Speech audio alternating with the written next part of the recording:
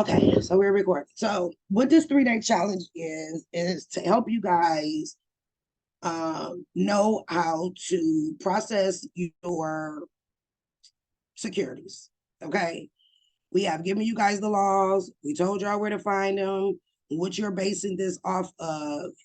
And so now we're going to show you how to execute. You guys have been asking for a step-by-step.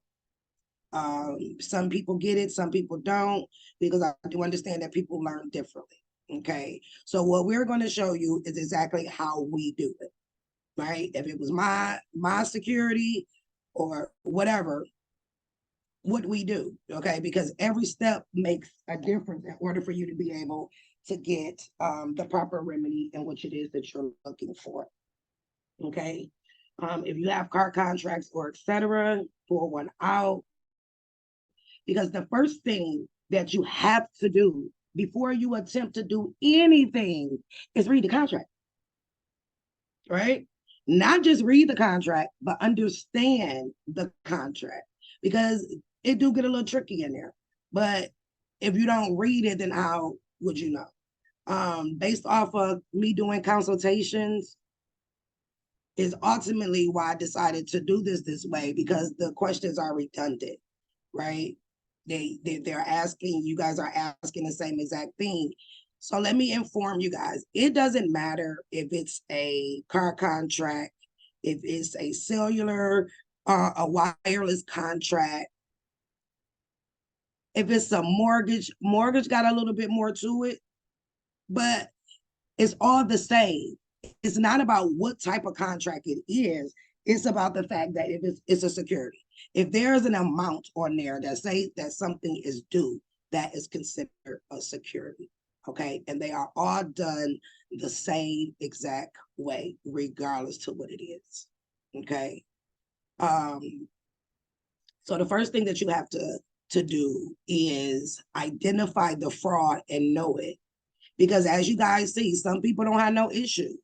They send it, it's taken care of, and then other people are having issues and they don't know what to do after.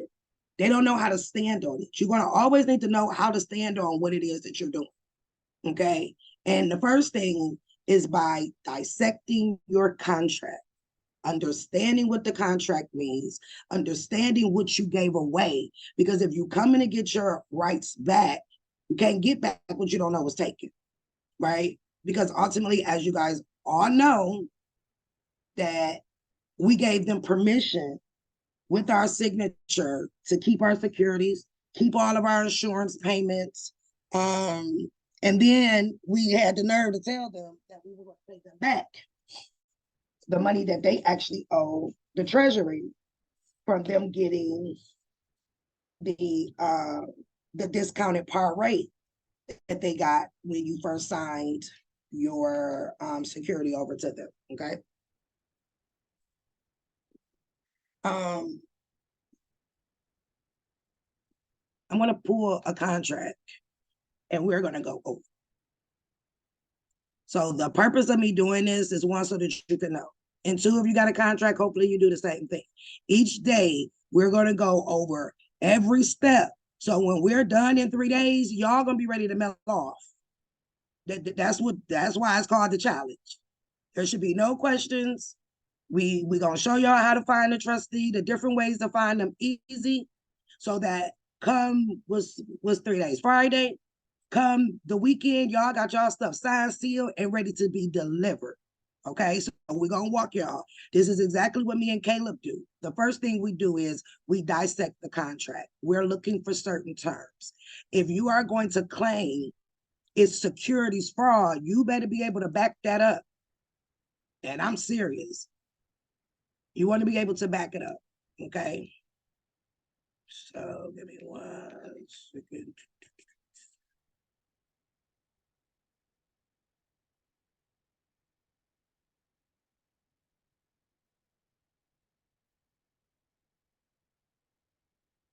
What?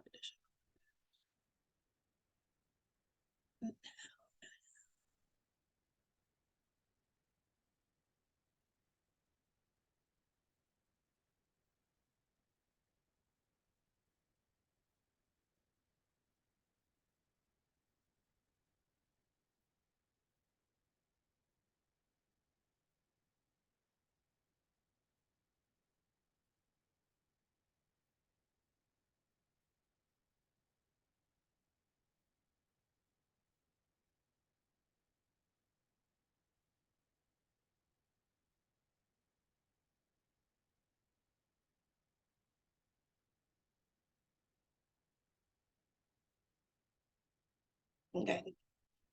Caleb is like 18 people somewhere in the waiting room. Can you let him in?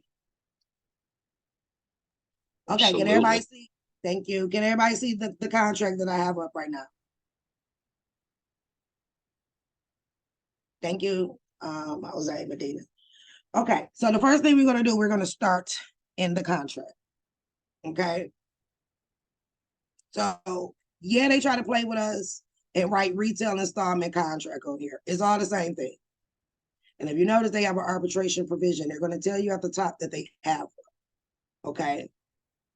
When it comes down to the buyer and the seller, okay, if you guys pull 16 CFR 433.1, you'll understand what the positions that are being played at the top, which is the buyer and the seller. You guys been with me for a minute, you already got that. I'm not gonna pull it up because we already told y'all. So that's 16 CFR 433.1. Because you got to have your tools that you're going to stand on, and you definitely want to get it out of there because it tells you that only a contract is in between a seller creditor and a finance company, not the buyer. Okay. And when we get into the Trust Indenture Act with you guys, you will see why a seller creditor, which is always the dealership, and the finance company are the only two that can enter into a contract with each other. Okay. As you guys can even see here, where it says for the presentation to the United States for redemption or exchange for securities of a new issue in accordance with the written instructions submitted by. So for everybody that's asking us, it's words there, where are we supposed to put it? If you would look at 31 CFR 328.7, it tells you that the words can be covered. If you notice, we do it diagonally so that we will not cover up all of the words, but we're not covering up anything that's important. Okay, so you guys is asking how do you stamp it, that is how you're going to stamp it. Okay, but during this 3-day process, there is some additional stamps that you guys are going to have to use besides this one right here. And I will go over that when we go over the stamping up. Okay.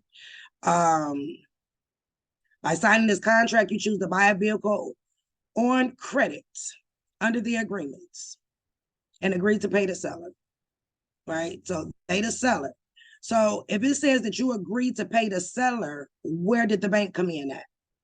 Because if you guys notice on your contracts, you don't see the bank name anywhere when you first sign the contract because you're not, okay? So when it tells you that you agree to pay the seller, right, which is the dealership, what did you pay them? This note right here is what you paid them, okay? Of course, it's going to say the year, the make, the model, the VIN number. This box right here is very important. It's on every contract. Primary use for which is purchased. Personal, family, or household, unless otherwise indicated below. Well, you see, it ain't under business. It ain't under agriculture. It's NA, which means it was for primary, family, household use, right? Because that's the definition of a consumer. As long as it's for personal, family, and household use, it falls up under the consumer rights and the consumer laws under TILA and etc. Okay. Then it goes into the truth in lending disclosures. So if you notice, this box right here is dark bold print because they're trying to say that they gave you all of your truth in lending disclosures and they gave it to you right here. Okay. The only thing that technically should have been paid on here is just the finance charge, because if you've been with me for a minute, you know that it is only the interest that they are supposed to receive, right? That's their payment. Is just the interest. Technically, they get the interest, and it's $26,817.44. And this contract was supposed to go to the buyer, right? Which is Caleb. This is what he should have got. They got this. Why? Because the seller creditor is a middleman. They are a broker. They broker the deal for you. So, of course, every man is worth their hire. They were supposed to get paid. The only thing they were supposed to get paid was this $6,000 right here. Okay? Because all contracts can be sold to a third party, which means they're going to make money off of this contract. So the only thing they're supposed to get from him would be the interest within itself. Okay?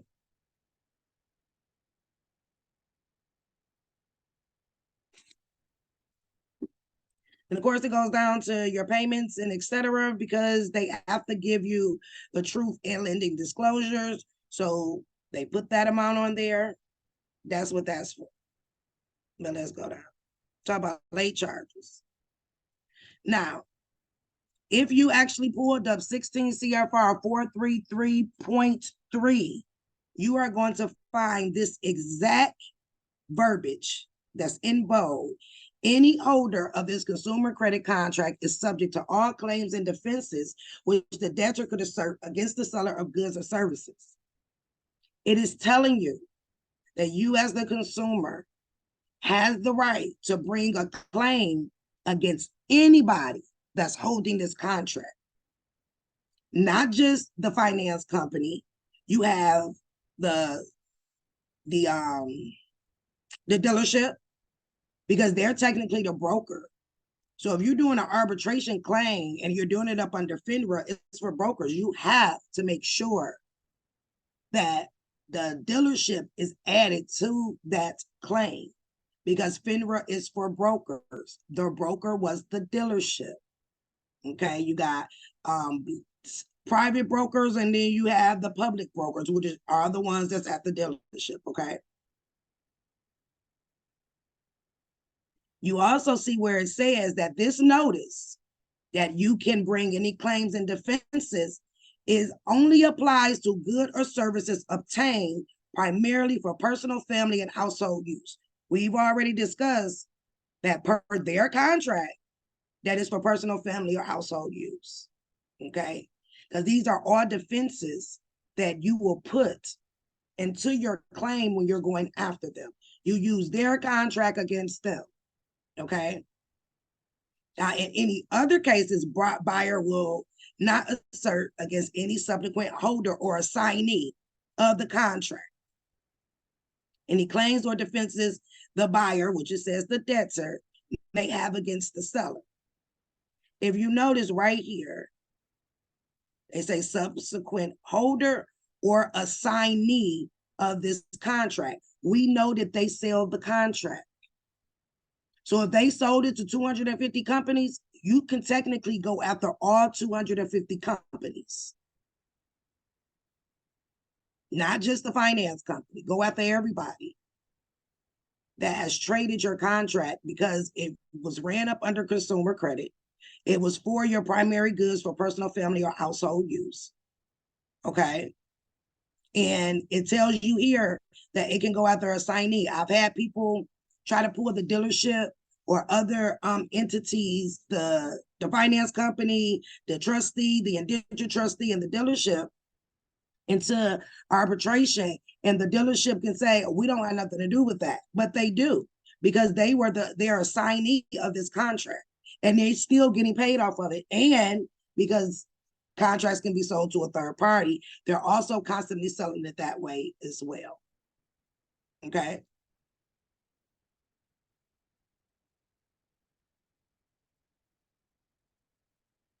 And that's the same if they do if you have any particular protections or things like that, they are also considered a holder or assignee there as well. Okay. If you notice on the contract here, they're saying that you agreed to arbitrate, which is on page 6. You may, or we may, elect to resolve dispute by neutral binding arbitration and not by court action, which means If they have repoed you, it's illegal because there's an arbitration clause. Arbitration works in both ways for you and them. Anything that they want to do to assert their claims against you, it also has to be done via arbitration. Okay? They cannot take you to court, not unless you agree for them to take you to court. Okay? So that works both ways. So then it talks about all the itemized amounts that's financed. They only put that on there because of TILA, but it cannot be itemized. So that's something else that you can use as a defense when you're going after these people. Okay.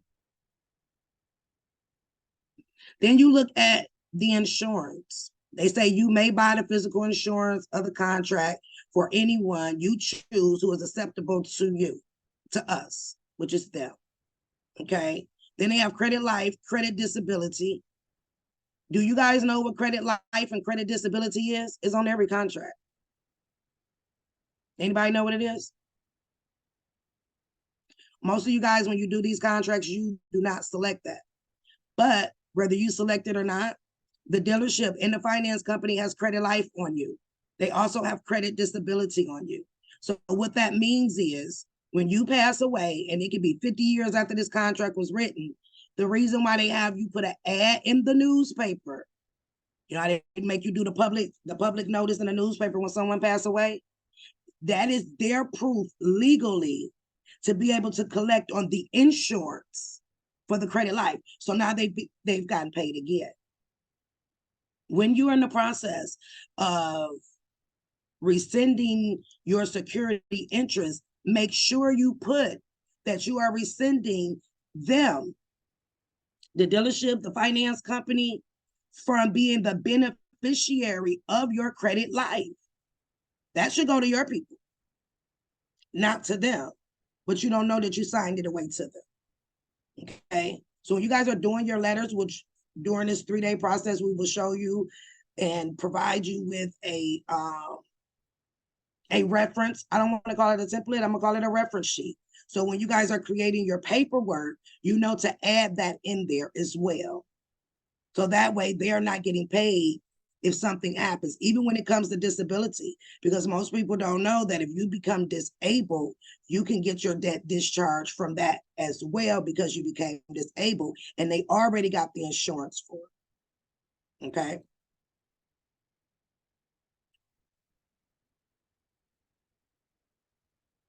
All right, let's go. So these are the little fees that they charging. We all know about that. So let's go down and see.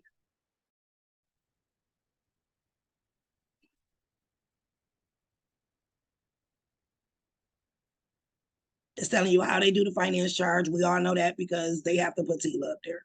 So that's that. But let's go down to this section right here. It's on every contract. You want to find this section in your contract. It's on every one, trust me. Okay. It talks about if the vehicle is damaged or destroyed. Yeah, that's all good. Let's go here to C.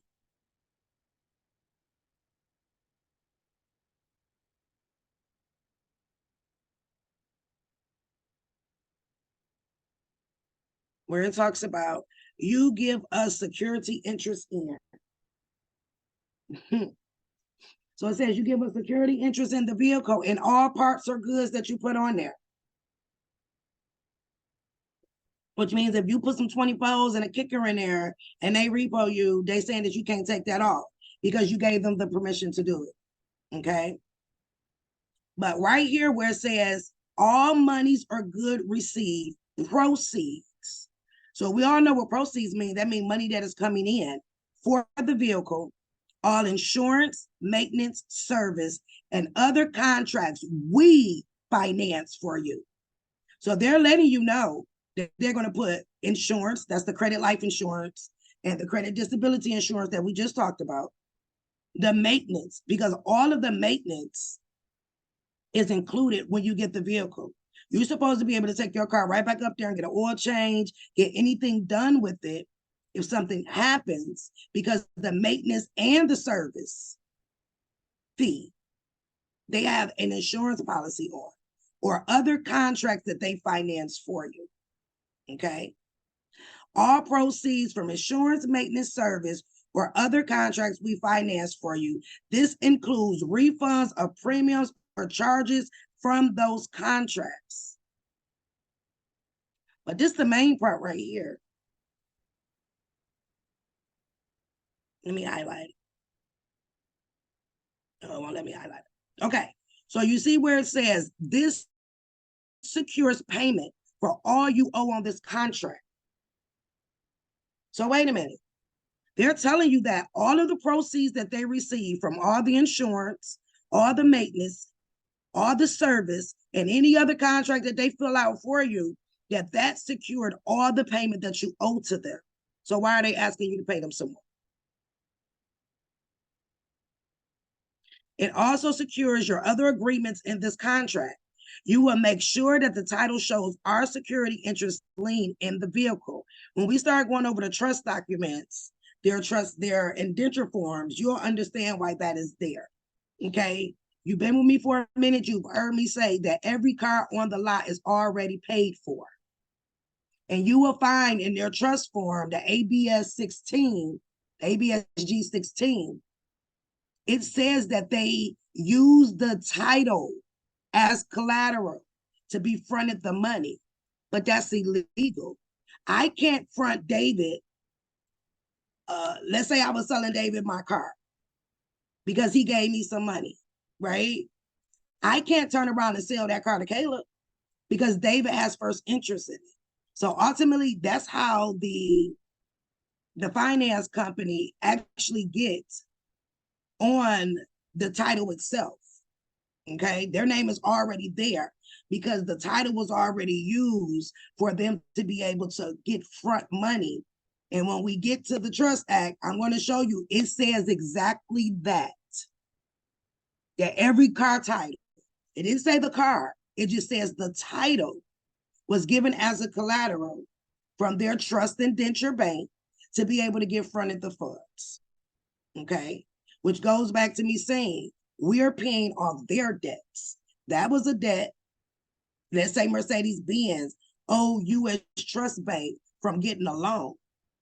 But when you come in and sign the contract, they take their name off of the title and put yours, and now you're saying that you're responsible. Okay?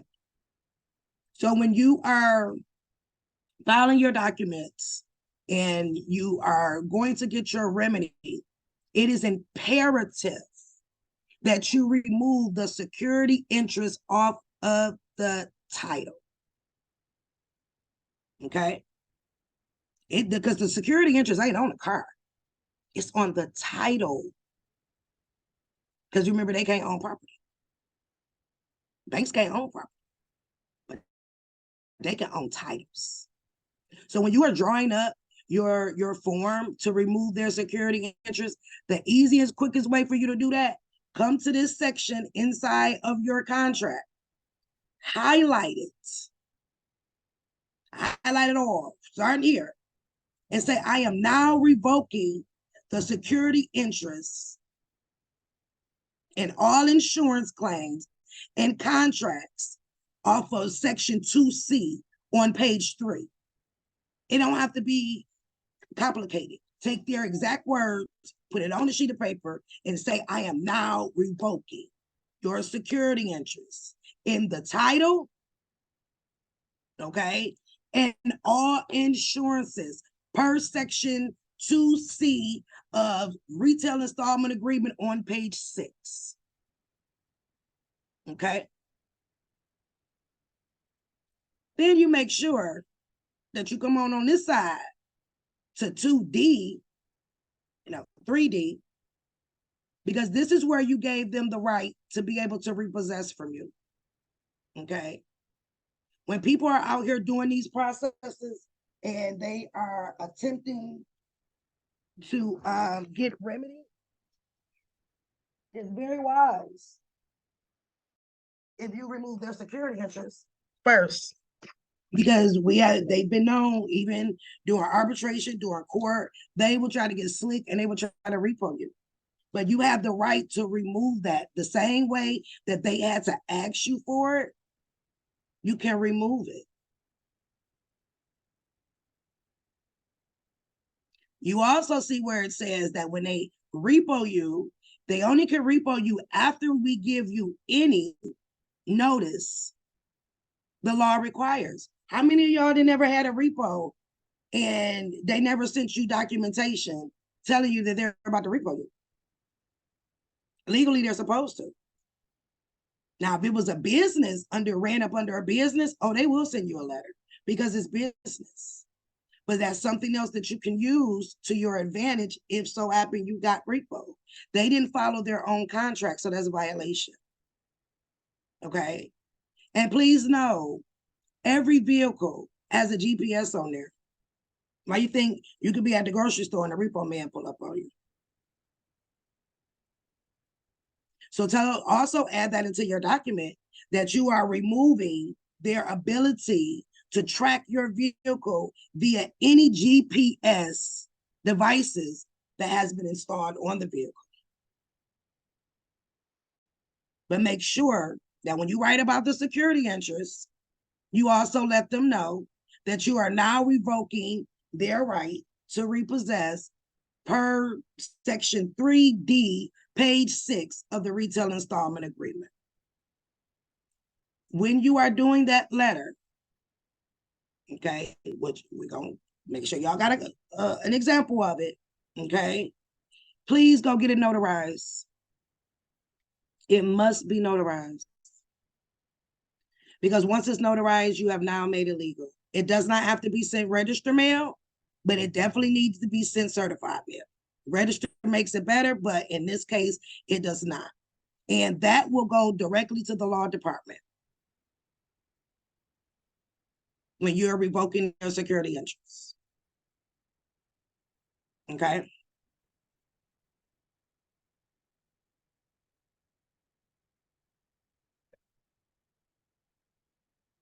If you've already had a repossession and they have sold your vehicle, they're supposed to send you documentation of it. What most people don't know is, let's say you only owe $5,000 on the vehicle. They sold the vehicle for $15,000. The other $10,000 is supposed to come to you. That's the same way if they foreclose on you and you only owed the bank $4,000, but they sold your house for $120,000. You're supposed to get that $116,000 back. Anything over what they sold it for belongs to you.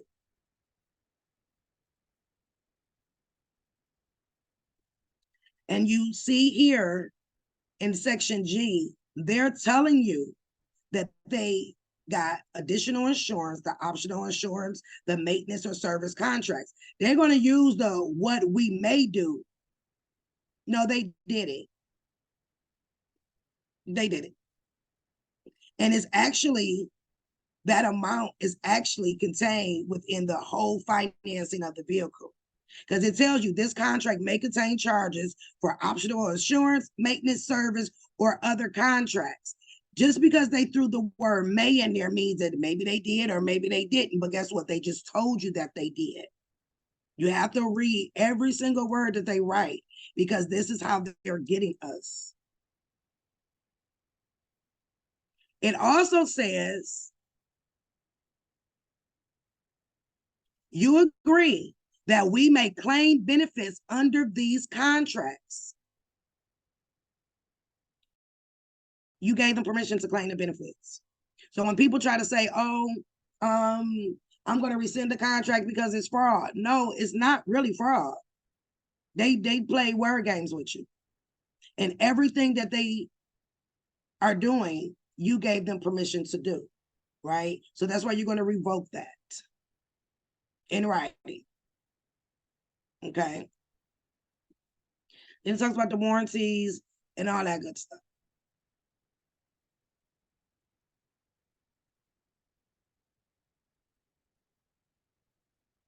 Down here, it tells you about the seller's right to cancel. Just like the seller has a right to cancel, you have a right to cancel the contract. It is best to discharge your cars when you first get it and make that your first payment. which would be the contract. It always works a lot smoother, don't it, Kevin? Oh yeah, Okay. get it done within that first 30-day period. But again, we agreed to do it. We told them they could do everything they're doing. Why would you agree to pay back someone else's loan? Because you didn't know that that's what you were agreeing to. It's false and misleading representation, which is why we have to start reading, and not only reading, but understanding. Because when it says that you give us the ability to claim benefits under this contract, and when it says that this contract may include charges for optional insurance, you see that we agreed to it. We said that they can do everything that they're doing, which is why you will not have, or you'll have a better chance of success when you do things properly and you remove the security interest. When you remove what gave them the ability to collect from you in the first place, then they have to start paying you what they owe. Period. Okay. Let's go down. Well, this was it, wasn't it? Then it talks about, if you guys notice, they're going to put a state law in there saying that the state law do not provide for a cooling off period or cancellation period of the sale after you sign a contract. If you notice under your UCCs for your state, because every state has one, is where they're getting this statement from. But always remember federal Trump state. Okay. Federal Trump state. And of course, it says customer copy. So let's get into arbitration. Now they're telling you that if you have any issues, concerns, or you're going to bring any claims against them, that it is to be decided by arbitration and not in a court or a jury trial. So let me tell y'all what happens if you go immediately and try to file against them in federal court. Okay. What's going to happen is they're going to put in a removal from state court or federal court due to mandatory arbitration agreement, which is the same exact thing that you guys can do to creditors when they come after you. If you're in court being sued by a debt collector, all you have to do is file a motion for removal from state court or federal court due to mandatory arbitration agreement. And that will immediately take your case away. But trust and believe me, when you try to take them to court, depending on who they are, they're going to pull that same thing on you because it's supposed to be decided by arbitration.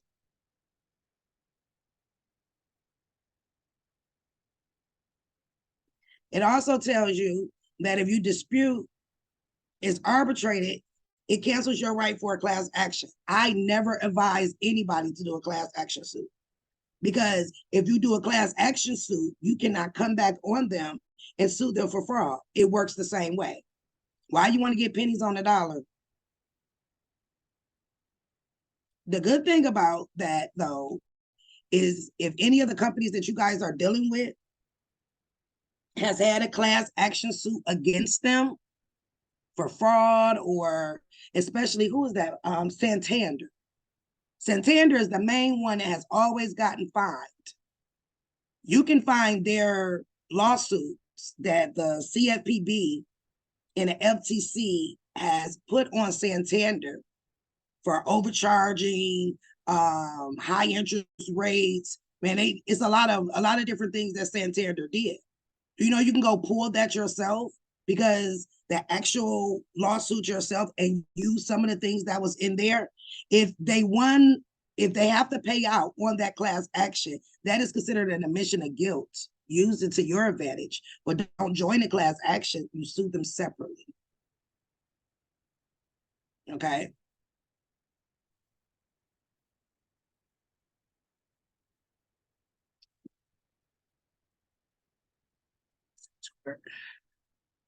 arbitrary. So you and the employees, blah, blah, blah. It's a particular part I'm looking for.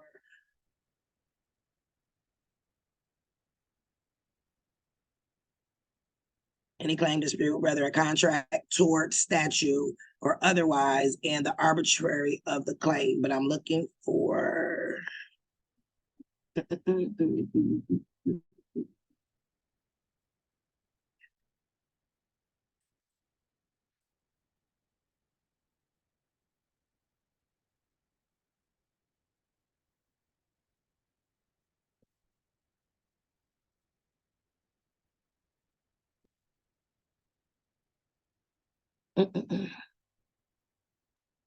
before you do any physical lawsuit, before you file an arbitrary case, or if you're taking them to federal court, which I don't advise, but you can, you have to do what's called a pre-arbitration or pre-lawsuit, which means before you walk in there and pay $460 in the federal court to file, because that's how much it is in the federal court, it's $460 to file the actual case itself.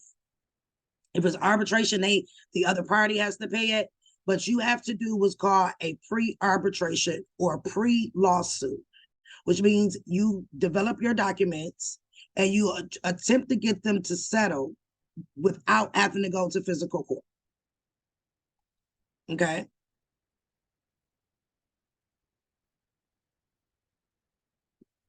Normally, if you formulate your documents correctly, they will settle out with you without you having to go to court. That has been my experience.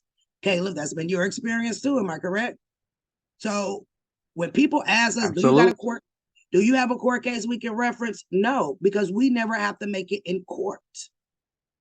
They're going to make you sign a non-disclosure agreement. So y'all know how everybody like to go on social media and, oh, Mercedes-Benz had to pay me $5,000. You're going to lose it as soon as you post it. Because when you sign a non-disclosure agreement, you cannot speak about it ever again to nobody. And trust and believe me, they will be watching you. They will be watching you. Okay? But if your documents are formulated the correct way, if you have your foundation down, and like I said, we are going to provide you guys with what those documents should look like, and you know how to stand on what you're saying, you should never have to walk into a federal courthouse. Now, if they don't want to play ball, then you can take them to court after you try to get them to settle out with you. And even then, I will not take them to federal court. If you notice, every last one of these companies are registered in the state of Delaware. If we're talking about equity and law, that's Chancery Court. The Chancery Court is located in Delaware. Yes, you can file in Delaware. Why? Because that's where they are registered as a business at. And you're dealing with equity and law, because a regular federal court ain't gonna hear nothing about no securities fraud, because they don't have jurisdiction over that. They go by state rules. But you're dealing with the Federal Arbitration Act, which is 9 U.S.C. 1. You're dealing with equity and law, not statute, because there is a difference. So if you just by chance have to take them to court, take them to Chancery Court. You have a better odds of winning. Okay. I don't know how many of you guys never paid attention to, they said that your annual percentage rate is negotiable. But do you guys understand that they charge you a interest charge every 10 days? That's illegal because it's supposed to be annual. So I thought the last time I thought annual was 12 months, right? Ain't 12 months. A year, right? Okay. And then of course they signed it.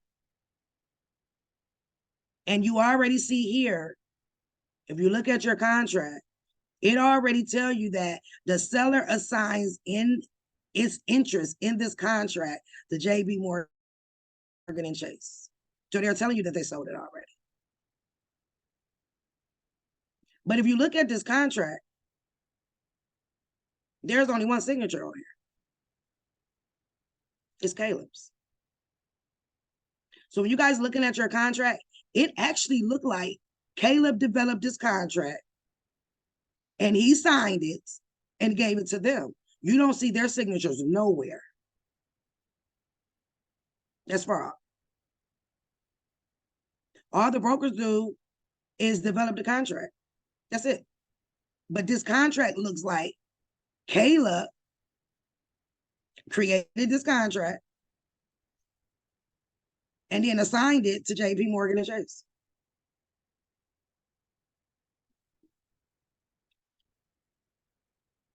It will look like them.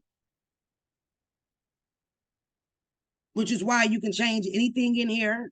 You can remove things in here. You do not have to agree to any of these things at all. If he would have just stopped with his signature here and not filled out everything else, they never would have been able to transfer over to the trust bank, which was JP Morgan. Okay. So I know some of y'all been with me more a minute. You're like, why is she going over this again?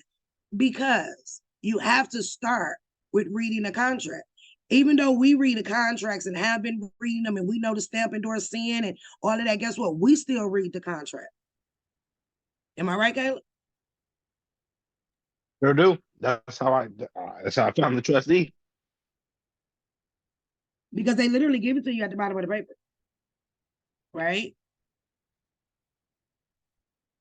They give it to you at the bottom of the paper. Who the trustee is. Who the bank Yeah, because is. the finance company was not who the bank was that they assigned it to. They made it so easy. Like if your finance company is separate from the bank is their own trustee. So don't get that confused. And we're going to switch right up. And we're going to switch up the way you guys are sending your contracts in. Because they are giving you guys issues when you say to put it in your Treasury Direct account, this, that, and the third, right? So what you'll do with your very first contract,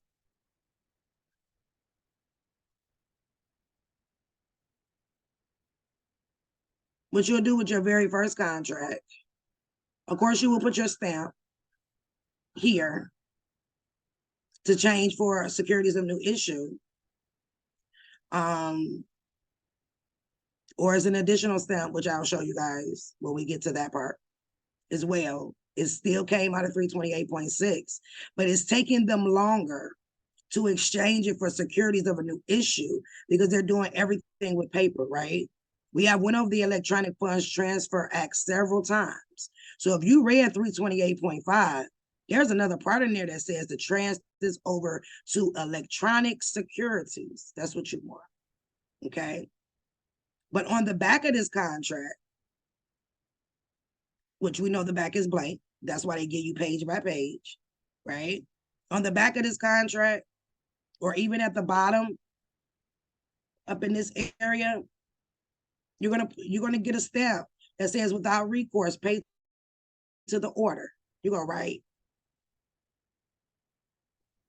There you go. JP Morgan name right there. Okay. Which I'll show y'all an example of that when we get to the stamp part. How you're going to stamp it and you're going to send it. How you get your CUSIP number and etc. that goes with this. So that you can start reaping the benefits of your contract because it does have a CUSIP number attached to it. Okay. Anybody lost? Y'all with me? Anybody got a question on what I just went over? Nothing more, but just what I just went over.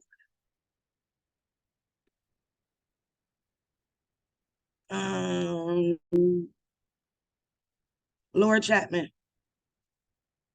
before I move to the next part, any questions over what I just went over?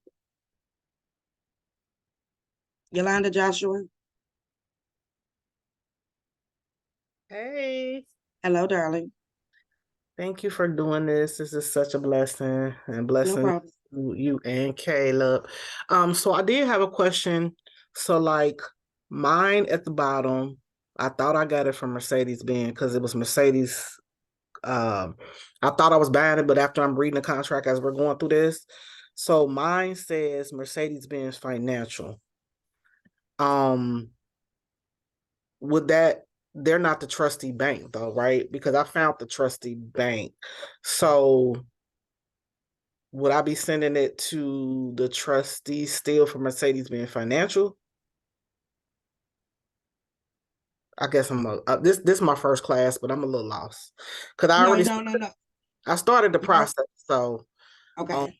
I did start the process. So I sent my registered mail and all that to the trustee that I found, which was U.S. Bank National Trust, and they never responded. But now I'm doing CFPB, so I guess I'm just asking, was that the appropriate way to do it? So that's the issue that people are having. So one thing about this process is when everybody start doing the same thing over and over again, they try to find a way to block it or try to change the rules or whatever. Okay. Every So time. looking at your contract itself, we know that this was assigned to JP Morgan Chase Bank. Okay. So you're going to flip this over on the back and you're going to put pay to the order of JP Morgan Chase Bank. Because that is who's holding the contract. That is who the debt is actually owed to when they assigned it. Okay.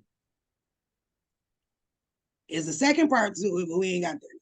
But initially, to get everything paid off, we're going to assign it to the bank that it goes to, which is JP Morgan Chase Bank. Caleb can tell you, you sent this to JP Morgan, correct? That's exactly who I sent it to. Okay. Sure did. And if y'all notice, it's already on my page where his is paid off. He got his title, he got everything. Okay. And that's also why, if you look, my account, the account that I had with them was under Chase. It was through the finance company, but it was under Chase. Correct. The bank that I signed up with or would have had to sign up with was Chase. And the only reason I even signed up for the online portal was so that I could see when that balance hit zero. There you go. And if you notice, there's a assign without recourse. They're going to make sure they do everything without recourse. So guess what? You're going to do the same thing. Okay. We're going to make them do their job. Since they are fiduciary and they are our middleman, instead of us dealing with the trustee bank, we're going to deal directly to the one that's holding it. But in your instruction letter, you're going to instruct them how to pay you out as well. Because getting this paid off, that's a good thing, but where my money at? Because remember, in the beginning, I told y'all they owe him $26,000, right? So within the instruction letter, which you guys will get an example of, that is when you're going to add that portion into there, okay? Not only pay it off, but they need to pay you. Then that's where you can direct them to do it through your treasury account if you got one. If you ain't got one, tell they ask to send you a check. It's up to you and however you want to do it, right? But due to the fact they telling you that Subaru is the agent, please explain to me how a corporation is an agent, but it is, right? The same way you're the agent for your all caps name, the same exact way, okay? Mm-hmm. So whoever they assign your contract to is who you're going to send it to initially get it paid off, okay? And then we're going to show y'all double back and get your money. Question. Mm-hmm. So do you can you reprint this out? Like I have a copy of it. Can you reprint it? Do you still have to put it on bond paper and to stamp it? Or, like, do I need the original or can I just print a copy of it? You can print copies on bond paper. So Okay. I did 2 copies of mine. When I sent mine in, I have the contract that I put on bond paper that I stamped. Then I printed out a second version of the contract also on bond paper, and I went over the security interest portions on the actual contract and I crossed it out. and I initialed it. I Because you didn't can do that too. send. Yeah. So I canceled out their security interest. I canceled the portions that you guys saw earlier where it talked about security interest and giving them the ability to repossess and track it. I crossed those out and I initialed next to them. And I sent that with my letter, because I had a letter too that was notarized that also was revoking my security interest. I did both just to be double sure. And And you I can also got the and you can contract notarized after I marked it up to make that contract legal. there you go. And you can absolutely do it because that goes back to what I just said, that it looks like this contract was drafted by who? Caleb. So he changed the terms in the contract. I don't advise you to do this sitting at the table though, because then they're gonna find a way not to give it to you. The thing is, Oh get yeah, your vehicle, get this contract, and in this area, as he stated, he revoked it on the contract. He signed his initials, and then he also added it to the letter. Okay. now let me show you how slick they get with this though. Because when I went to go get this and I sat down with him, when he brought out the contract, one, it wasn't even a paper contract that they gave. They don't even let you read the contracts anymore. He brought out the disclosure tablet, and it was an electronic thing where you type in your name one time and then you just got to sit there and you got to tap through in all the different spots. No chance to read it, no chance to do any of that. I didn't get to read the entire contract until I got home. And that was the first thing I did when I got home. Once I got a copy that when they sent it, I printed it out and I read it because I didn't get a chance to read it before I signed it. They didn't let me read it. And if I had sat there and told bro that I wanted to read it, he would have had a problem with it. Mhm. And it just wouldn't have been smart. You got to know how to play the game sometimes in order to get what you want. And the reason why they're not giving you papers any longer is because of the Electronic Funds Transfer Act.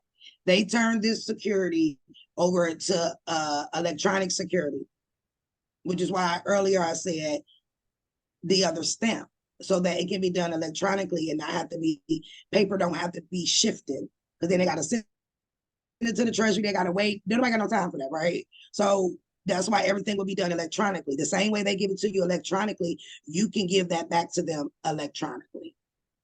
Okay. The same Book exact. entry. There you go, because they turned it into a book entry security. Y'all get some time, look up what a book entry security is. This is ultimately why they ask you to do paperless billing now, because they're doing, it ain't about no trees. It's because they doing everything electronically now. Okay. So along with the letter that you'll add to them, you can change the contract. Okay, just like you said, he crossed it out. You will cross out this area here too, where you gave them the right to repo it. You cross it out, sign your initial. Okay, make sure you deactivate the GPS. If I ain't mistaken, the GPS that they put in there is in the inside of the car and is over there by the gas tank. This is why the repo man can find you wherever you at. Yeah, you can take your stuff to a car mechanic and he pull one off of the starter. Is a real small one, and it's about your gas tank, which is ultimately illegal for them to tap into that, or for the repo company to tap into that, because you don't have a contract with the repo company. Okay. If you're on here and by chance you were repossessed for any reason and they have not sold the vehicle yet, you got two options. Hurry up and file an arbitration suit, or hurry up and go file bankruptcy. They have to give you your car back. Sometimes we got to do what we got to do to get our cars and items back into our possession, and then you finish out the process there. Okay, they play dirty, we're going to play dirty too. Okay. When you guys look at your contracts, find out who they assigned your contract to. You're going to put paid to the order on the back, and then you're going to send it. Which department did you send this one to, Caleb? Say again. When you sent this to JP Morgan, which department did you send it to? Oh, I called them and I got an address. I got an address for disputes. Okay. I just called them and It can asked them where I send it. There you go. He sent it to the address there. You can also ask them for the address for investment services because this is an investment. Am I right? You're an investor, correct? Indeed. So it can be sent that way too. Okay. Thank Simple as y'all. that. But what I told them on the phone was that I had a dispute that I needed to settle before pursuing arbitration, and I need to know where to send that dispute. And so that's what I said, just in case anybody was wondering what I told them to get the address, the proper address.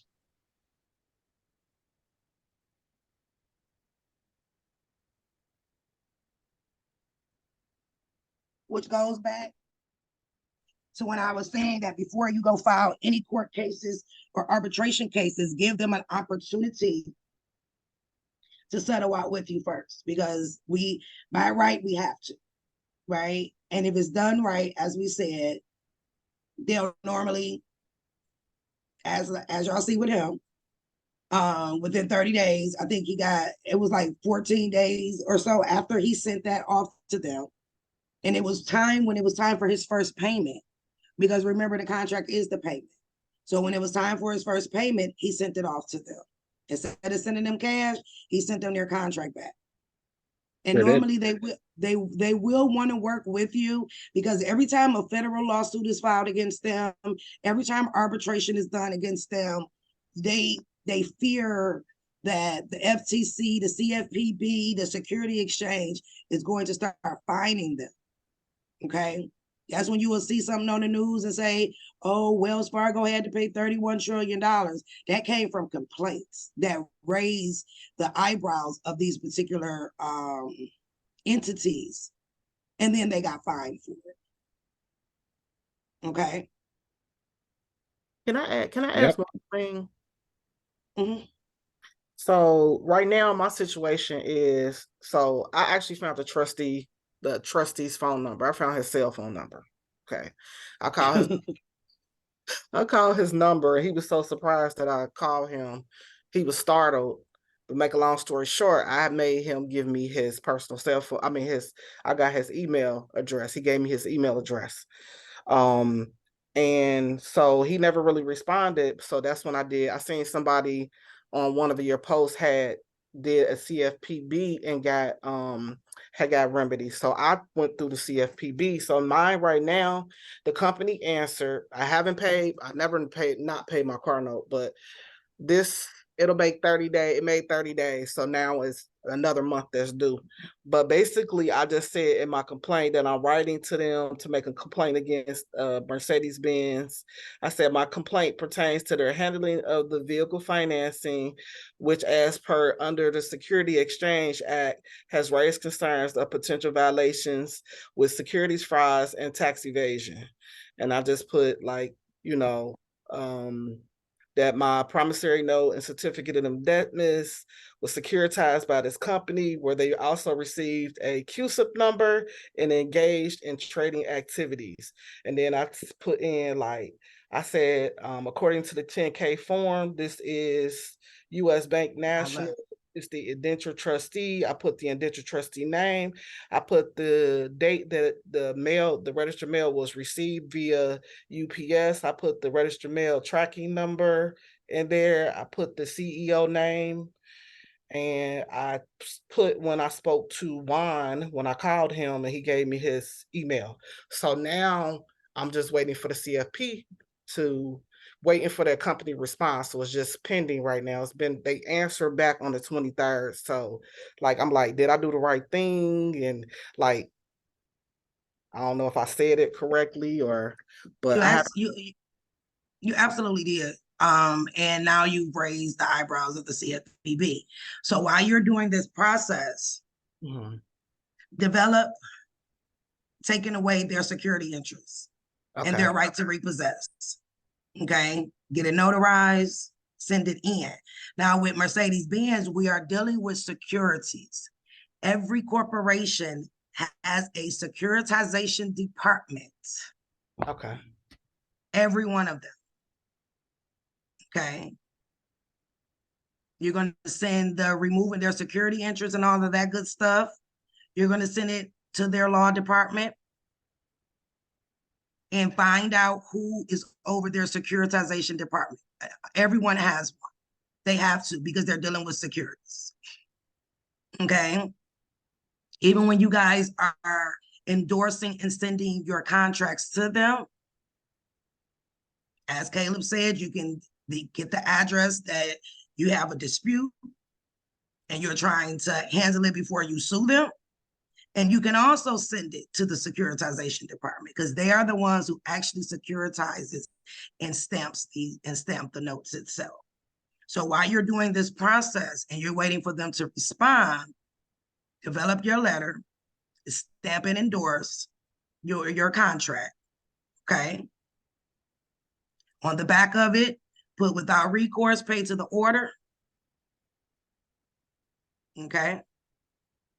And sign it. It does not have to be your beneficiary signature, okay? At all. And then you send that to them. So I'm sending this to Mercedes, right? Absolutely. Okay. Okay, cool. And you're their securitization department. If you go under LinkedIn, that's where I found Mercedes securitization department, and it's a black fella at that. I forgot his name. I think it's Charles, because it's been a couple of years since I had to pull that one. I went under LinkedIn and I put in Mercedes-Benz securitization, and he popped up. Okay. But now when it comes to removing the security interest and all that good stuff, make sure that it goes to the law department. They may even try to say, oh, you can't do that. There's no law that says that you cannot. The only thing you cannot do is cancel the contract after so long, but you're not canceling the contract, right? Because if you cancel the contract, they can come get the car. You are canceling your security interest in the vehicle and all parts, your their insurance, maintenance, and any service contracts that they've done, and more importantly, the right to repossess. And you're also, go ahead. I was going to say there also isn't included in the terms of the contract anything that states that you need their permission to modify the terms of the contract, or that states that the terms of the contract cannot be modified at any times. And unless those words are expressly put into the contract, they're not assumed to be there. You see what I'm saying? So they can't, and there is no law that says that. Ask them what law says that, and also tell them to prove to you that you can't do that. Yep. Why can't you do it? If they try to tell you that it's collateral, tell them to prove to you that the car was collateral, that the house was collateral. Have them prove it. I'm so appreciative, y'all. Thank you so much. You're welcome. You're more than welcome. And yeah, so that's the contract itself. Is more so understanding what it is that you sign and taking away any of their rights that you have given to them, because we do have the right to be able to do so. Okay. And this can be with any contract. Is about finding out who they assigned it to. Okay. Now, normally the assigning bank is always the bank that they say you owe, not who they done sold it to. Because the law also says that at the point that JP Morgan and Chase sold and assigned this contract to someone else, JP Morgan and Chase cannot require you to pay. But they never change you have to pay. They always say, oh, you owe JP Morgan and Chase, and they just sold it to 50-11 banks. Only the original creditor can come after you for payment. Only the original creditor. And the thing about it, the original creditor is Subaru. It ain't even JP Morgan. It's Subaru. No. And this is why I also wanted to bring this up for you guys as well, because I want you to see how they play you, right? Because when they transfer it, they can transfer the note. But what they cannot transfer, and this is flashback to the UCC class, they cannot transfer their rights as a holder in due course. You see what I'm saying? So as soon as there is a break between the title and the note, the contract was void. So not only do they continually transfer it, and yes, by the time that I paid Chase, they had probably sold it 200 times. You see what I mean? And they weren't even the ones who were able to collect payment in the first place. So that's how they get you. And also, this is why it depends on who it is assigned to, because Subaru may be the broker here and Chase may have been the company for me, but they also ran it through Ally Financial. So it could have been Ally. It could have been a couple of different banks that they would have used, but Chase was the one who got the best deal. So I just want you to be aware of that. But this is why your companies like T-Mobile or anything like Discover, where it's set, they have a set trustee or they have a set bank that you know you're going to deal with because they have their indenture agreement. And they are always going to be the same no matter who the customer is. So that's why you'll have different experiences. So I just want people to be aware of the subtle nuances and the differences between a car and other different types of credit contracts, because there are little things, but for the most part, it works the same way. And if you notice, when we talk about changing the contract, it talks about it, how this contract can be changed. They wouldn't have put that there if you couldn't change it. The contract contains the entire agreement between you and us related to this contract. Any change to this contract must be in writing and we must sign it. Who is we? That's him, because the only signature is there is his, right? So this is how he was able to change the contract and is literally there.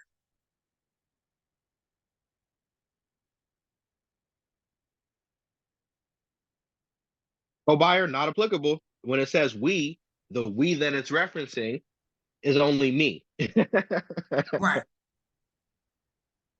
And it said we may delay or refrain from enforcing any of our rights under this contract without losing it. For example, so that's letting you know that you can change the contract, but you're not losing your rights up under the contract. Okay. And it also says if any part of this contract is not valid, all other parts stay valid. So we know that the finance charge and all of this good stuff is not valid, because the actual document that they send to the bank, if anybody in here has ever gotten just a purchase order, the bank don't get this. They don't get this form. They get a purchase order. And on the purchase order, none of this stuff is on there. It's just going to have the amount of the car, a few little things, no filing fees. None of that is going to be on there. And then it'll be the amount of the car. So that's actually what they got, because remember, it was the dealership that got fronted the money, not you. And because you gave the dealership a security for them to make money, the car was the perk. The house is a perk, right? Because you gave them payment. This is payment, and they selling it all over the world. And then your application itself. The dealership, you gave the dealership your application. Applications can be sold to third parties. Why do you think one bank will have 53 banks that they didn't ran your stuff to? Guess what? They sold your application to every last one of them. You can also send a dealership documentation and say, I am no longer allowing you the right to sell my application, and you need to give me an itemized printout of everybody that you sold it to. Because y'all remember up here, it says any holder, which means now you can go after them too.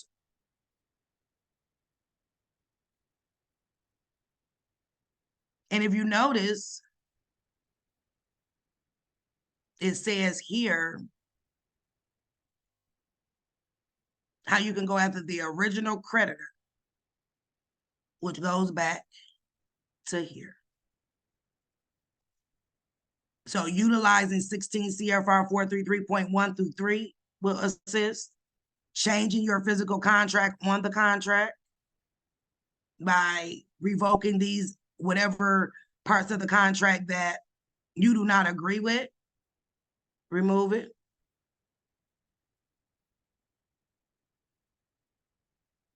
As well. Okay. So start with going over your contract, guys. Removing the parts that need to be removed and assigning it back to them. Okay. Now I know y'all want y'all money too. So we're gonna show y'all how to get that too. But right now, you want to get this taken care of. Okay. You're telling them to present it to the United States Treasury for that at par discounted rate that they're gonna get. This is what you told them here, right? But then you're gonna re-sign it back over to them, to the assignee bank, which is JP Morgan and Chase, by turning it over and put pay to the order. Period. Send it in to them. Now this will need to be sent, registered mail, because this is a security. Okay. You can go the extra step like Caleb did when he signed it, when he re-signed the contract. He went and got you got it notarized, right? Yes, I did. He got his signature re-notarized. re-notarized. Okay. And that's how you do the contract, to get it sent in, to get it paid off.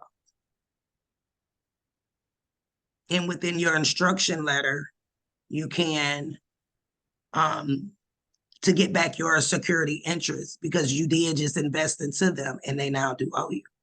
That can be added within the instruction letter to stop you from having to deal with the trustee bank, period. They are acting as fiduciaries, make them do their job. Make sure that they give you your QSUB number so that you can go deposit your own QSUB number. Because once you got a QSUB number that you know belongs to you and they've given it to you in writing, you can go and put it into your brokerage account. Okay? Mm-hmm. Because part of what they want alongside the QSIP is some kind of proof of ownership. So that's why you have to request that from them. That's right. And if you want to go the extra step and filing the state tax, which you can, then that's when you make them send you your 1099 OID and etc. They fiduciary, make them do their job. That's exactly what you do, make them do their job, because that's what they're there for. You're the investor. The investors don't work. The investor give up their money, which is this, so that they can make money. And then they're supposed to do everything else. Okay. It will be very wise when you do the instruction letter to add who the trustee bank is and the indenture trust bank. Okay. Very wise to do that. So I'm going to pull that up. Okay, we got anything else? I'm about to pull up finding these trustees. And the easiest way to find nope, I don't think I have anything else on that. So y'all start with your contract, please. Redo the contract. Redo the contract. Like when I do the mortgage portion, you guys will see that in your mortgage contract, it tells you that you can rescind your mortgage contract. It says you have 3 days to rescind your mortgage contract. But then it also says that if you plan to keep the house, let us know. So wait a minute. It tells you that you can rescind it in 3 days, and it also told you that you can keep the house. Mm-hmm. That's what it said. So when it comes to finding the trustees, guys, don't make it hard for yourself, okay? And because we're going to make them do their job, you just have to find what the trustee name is. Darren, where you go? I seen your hand up. There you go. Darren, you can unmute.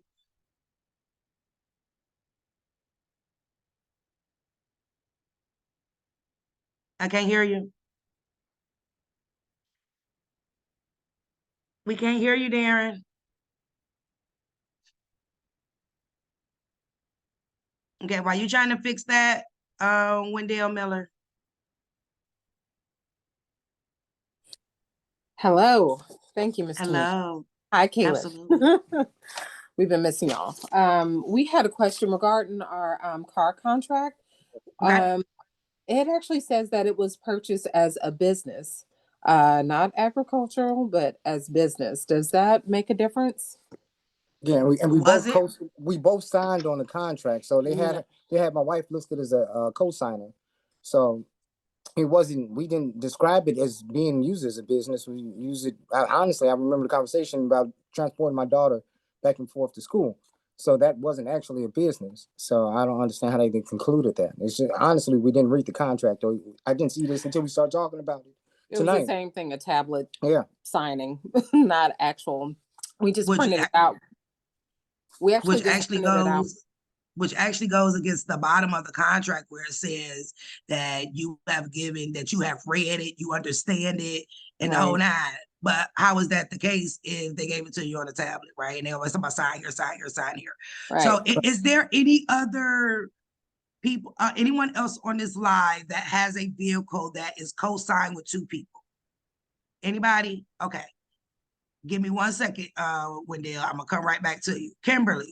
Does yours also say business? No, mine don't. It doesn't. Nope. Okay. And you did a cosign. We're two husband and Yes, wife? ma'am. Yes, ma'am. Okay. So normally what they'll do is with a husband and wife, because a husband and a wife cannot co-sign together. That is against the law. It is up under 16 CFR 444.1. It says that a husband and a wife cannot co-sign. Why? Because you guys are as one. Right? So in your case, when it comes to you doing Wendell and you guys, when it comes to your instruction letter, that will be put in there as part of the fraud. Okay, that's in there as part of the fraud. And now the thing with a business though, if you get a vehicle up under your business, the only way they can repo you is by taking you to court. That's why when it's a business and they're going to repo you, they send you a letter saying that we are potentially going to repossess you. Remember how I showed you guys in the contract, how it said that they have to send you notification that they're about to repo you. So when it comes to a business, they have to automatically do that. Okay, so that shows an error on their part when it comes to your contract. And no, because it's in your name, it's not in the business name, it's under your social and not an EIN. So you can still do it the exact same way, right? And then you'll just add that to part of the case, okay? As you're building against them. Because Tamika, if you, what was that? I'm sorry. Okay, and if you are husband and wife co-signers, when you guys do the pay to the order, make sure the both of you guys sign it because both of you guys were on. That's what I was thinking. Yes, because you don't want them to say, okay, well, Wendell signed it, but Ms. Miller didn't, so we're gonna put the debt on Ms. Miller. No, right? Okay. And when I sign my, because when I hadn't changed my name yet, so I would sign my old last name. Whatever name that you have on the Whatever's contract. on the contract. Okay. That's correct. Okay. Okay. And would it be useful to do like a forensic audit on this, on the car contract? Every time, all day, every day from the I was left, going to I get don't know. I'm gonna get to that part, y'all. I got you. So we've what been I studying. want, Sorry. good. I love it. So what we're gonna do first is get the debt paid off. Okay. Right? We're gonna do that. Pay to the order, pay my shit off, get my title. Because guess what? They not expecting you to come back. But when you run the audit, that is when you now gonna get your money back. That's the easiest way. Block for your funds. That's how you gonna get your funds back with no pushback, right? Okay. So we'll show y'all that. And I am so grateful that I have a reputable company for you guys to be able to go through to get your audits done. So we're gonna discuss that on Friday.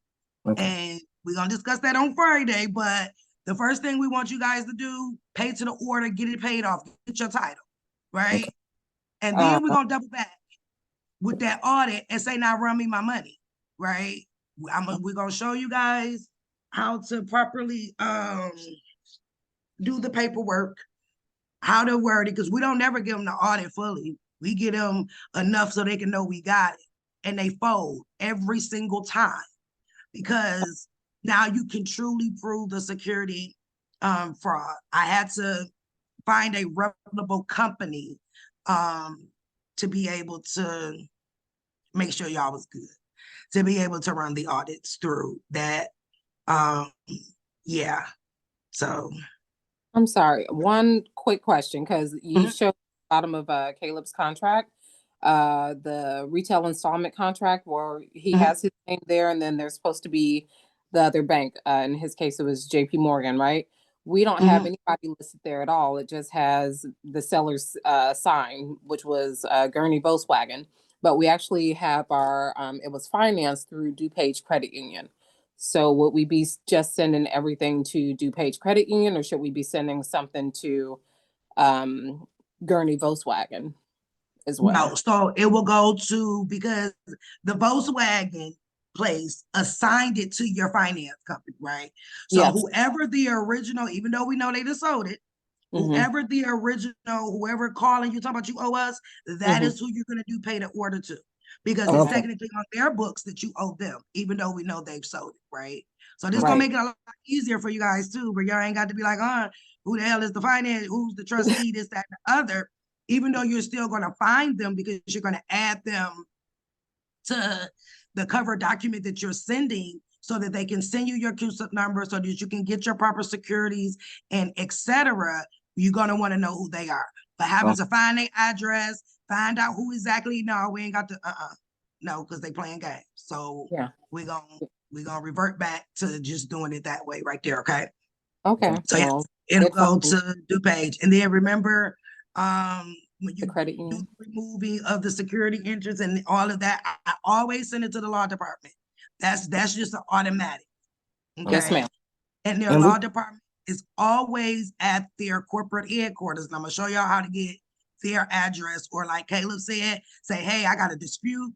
Where do I send a pre-arbitration or pre-lawsuit documentation to work with you guys? They're going to give you the address. That's all you gotta say. You ain't gotta say nothing else about no securities, no nothing, so that you can get the address that you need. Okay. And Yeah. we did a 1099 for it too, a 1099A. And I did Perfect. that 1099 online with that, and I haven't really got a response back from them. So I was trying to see if that's feasible. I know it's like one course of action. So I mean, I was just stating that I've already done that, but I So haven't that's heard. fine. So because you've done the 1099-A on it already, you will address that in your cover letter and tell them to file the rest of the documents. And at that point, you're going to put in a 56F. Okay. Which Okay. we will go over how to file the 56 correctly. Okay. Okay. Thank you so much. Thank you. Really appreciate you Appreciate you. guys.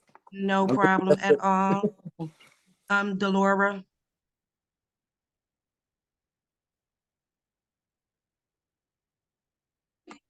Can you hear me? Yes. Okay, perfect. Hi, Tamika. So Hi. real quickly, I know you had stated earlier that if the car has been repoed, you can do arbitration or bankruptcy. I tried to do the bankruptcy, and they told me because they already secured the vehicle that that the bank, they like basically the bankruptcy is not gonna, I'm not gonna be able to get it back. So my next step will be the arbitration. How do I so if I call them and do an arbitration case, will they give me the vehicle back, or do I have to go through the whole process? No. And they Just by okay. starting the case, what it does is, one, it stalls it. The Okay. bankruptcy law says that as long as they have not sold that vehicle, at the point that you file bankruptcy, they have to give it back. No ifs, ands, or Okay. buts about it. They have to give it back. Because now there's a suit against them. I would definitely file an arbitration, because they're in violation of the arbitration agreement too. right? Because they Okay. said that Mhm. any adverse actions, they would have to do arbitration. They did not do so. In the Okay. case of repo, I will also, you know what tow truck company took it, right? Yeah. Mhm. Okay. So with that, you will also add the tow truck company onto the case, okay? Because they had no right, you have no contract with them Mhm. at all for them to be able to take your vehicle, to skip, trace it, and everything else that they've done. So you definitely add that on to the case as well. Normally, Okay. as soon as a tow truck company see you about to sue them, they call the bank and be like, we don't want this. Tell them come get their Mm. car, because they don't want to have to deal with that. When it comes Okay. to dealing with tow truck companies, I will absolutely positively always pull the county charter. See, do they have the legal right to even come and repo you? A lot of these repossession companies, these tow truck companies, don't even have a license to do that. So you can get them on that too. I will pull the charter. You do not have a contract with them. So I would immediately file a suit against Okay. the car company for illegal repossession. Even in the same sense, yeah, they have the car back, but it wasn't the car that they had the security on. It was the title that they had it on. Mhm. So that's where I will revoke all their security interests, revoke all of that, because technically, even though they have it, it still belongs to you. Okay. And Got it. all of Mhm. these things can be as long as they haven't sold it. What happens Okay. is when you start filing these documents against them, it stops them from selling it. They can't sell it because now there's a claim against them. How long ago was it taken? On Tuesday, so it's literally 2 days ago. Oh, wow. Mhm. So I still so I'm definitely going to start tomorrow. As soon as I wake up. Yeah. And see what Okay. the company who took it pull their charter, but I would definitely add them to the lawsuit as well. And with that one, you can do arbitration, but in a case like they already took it from you and you want them to Mhm. move quickly, file it in federal court, even though I know what y'all just heard me say. But you know, desperate times calls for desperate measures. File it in federal court. And then once you get your car back, then you can, you know what I'm saying, you can drop Withdraw it. that case or whatever. If you Okay. don't, if you guys are filing anything in federal court and you don't have the $460 that they charge you, file for hardship so that you won't have to pay the Okay. filing fee. Okay. Okay. And that's how you do that one. But definitely look Better. up the tow truck company as well, because you didn't have a contract with them. So technically they stole your vehicle. Okay. All right. So I'm filing a suit against the car company, the finance company, and the dealership as well. Yeah, you filed it against yes, the dealership, because they were the broker. Mhm. You have filed it against the bank, and in this case, add the tow truck company onto it. Okay. And then if you've already filed bankruptcy, they were supposed to release it because they're going to get paid off for it. You know what I'm saying? That's my little ace in the hole that I use when people we got to get something back very quickly. You know what I'm saying? Mhm. We file that bankruptcy because they have to let it go. What bank is it? Well, I'm with Kia Finance America. So that's who financed the vehicle. Basically, I guess they're owned by Hyundai, and I want to say Hyundai is, for them, I think the trustee is Citibank. Okay, so how we discussed earlier with the contract itself, so that you can pay them off, Mhm. stamp it, put on the back of it, pay to the order, whatever bank that is, sign your Mhm. name on there, send it on in, but still file a suit, because like I said, tow truck companies get real scary because they know that what they're doing is illegal, and they say, no, we're not gonna tell her come get our car. We don't want this no more. You know what I'm saying? And then they alert the Mhm. other tow truck companies near them like, no, you don't want this one, because you know, you never know, because most tow truck drivers have records, believe it or not. Mhm. That's why they do tow truck, but that's illegal. They can't have a record and be a tow truck driver. They're under DOT. Right?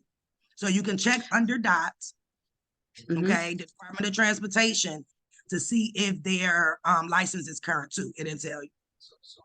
And then let me ask you one last question. The tow truck company that came, they were hired through a vendor that's outsourced in a different state.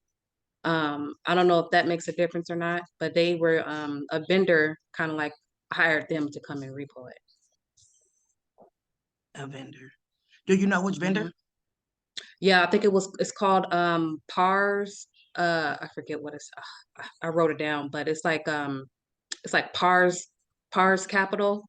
It's like a skip tracing company, and they hire tow truck companies out to do the repossessing. So in your lawsuit, Mhm. add PARS in there, because did you give them right to skip trace your information? Skip tracing is Nope. illegal. Mm-mm. Yeah, that's a violation. So I add everybody, because I want y'all Okay. motherfucking scared to try to come. They like, no, get somebody else to do it. Get somebody else to Okay. do it. So yeah, add them into there too. Okay. Okay. Okay. All right. All All right. righty. Thank you so much. You're more than welcome. Okay, Darren, you ready now? I think so. Can you hear me all right? Absolutely, I can. How are you?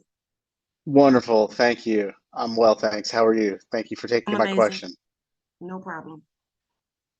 I have a car contract with Alliant for the purchase of a Tesla, which is a little different. They don't have dealerships, and Alliant is a credit union. And there's a bunch of significant differences with the contract. I think the most glaring one is it says, it has that notice any holder of this contract, in capital bold, but it says that paragraph only applies if the box is marked, is checked, and the box is unchecked. So it leads me to believe that maybe they didn't sell the contract, and I can't find any trustee for Alliant. So just wondering if you had any. Oh, and the other thing I think maybe you should know is that I'm gonna finish paying it off in a couple months. If there's anything I can do about it. Absolutely. Thank you. So one, you got it from a Tesla dealer? Was it from a Tesla dealership you got it from? You got to unmute again. Can I hear you? Yes. There? Yeah. Okay. I got it. Yeah, I got it. Sorry, I'm back. I got it from Tesla, and I think you just purchased it directly from the company, the manufacturer. Like they don't have dealerships. It's a different business model. For a lot of states actually didn't allow it. I'm in Utah, and for a long time it wasn't here. This was back in 2018, January 2018. I got this car. So your financing was done through Tesla or Alliant? No, it's through Alliant. It's through Alliant. Which means Tesla, they definitely transferred it to a bank, okay, to buy the contract, which would be Alliant. Now, that box that you saying that they said this box is not checked, it doesn't apply. It absolutely does. 16 CFR 433.1, because it's considered a money purchase order, okay? That's what all your contracts are. The legal term for your contracts is purchase money order, okay? Which is why I told y'all they send the bank what? A purchase order, not that contract they gave you. So in that case, it still does apply. By law, and Trump did this, he made sure that they had to put that statement on there, which you will find in 16 CFR 433.1. So you would do yours exactly the same, because what you're doing is you're paying it off, right? So you're going to endorse the contract, send it to Alliant, put, and I'll show how with the stamp, without recourse, the same way they do, pay to the order. You know what I'm saying? You have that line there, put the bank name on there, and then you sign your signature up under there, okay? And when you guys are signing your signature, make sure it says "by" with the 2 colons and sign your name. That means that you are a living person. Or you can put the S with the 2 lines in it, saying for signature, okay? And then you'll sign your name, but you'll do it exactly the same. Now, if it was directly through Tesla, you would have called customer service at Tesla and say, hey, I need your investors department for investors, and you would have sent it there. But because they sold it to Alliant, you will send it to Alliant. Okay. And for Alliant, you can send it to their law department. You can find out where their securitization department is, and you can never go wrong with sending it to the headquarters, the corporate headquarters, which I'll show you guys the easiest way to find that information under the security exchange.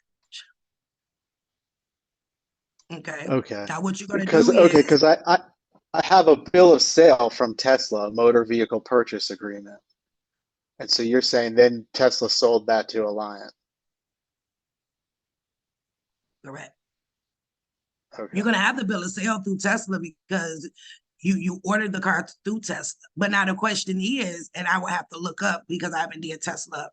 I haven't poured their stuff in a minute. Alliant might be Tesla's finance company because Tesla do got financing.